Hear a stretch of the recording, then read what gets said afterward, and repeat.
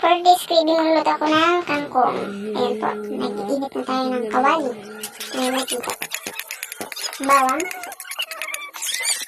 Sibuyas. Haluin lang hanggang sa mag-golden brown. Ayan. Tuloy-tuloy lang po. Oops, masusulog na.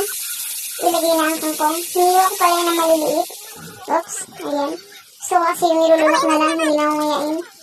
Lagyan na ng mga pampalasa. Para masarap-sarap naman. Okay, sa pampalasa lang tayo aasa ng sarap. Haluin muli. Ituloy-tuloy lang ang paghalo. Mausok na, wala na kasing apoy. Lagyan ng tubig na mula sa takuring negro. Ituloy-tuloy lang ang paghalo. At okay na po yan mga guys. Luto na yan. Opo. Yan, pwede na po tayong kumain. Ayan, hindi na po natin yan tatakpan. At luto na po siya. Kumain na po tayo. Bye!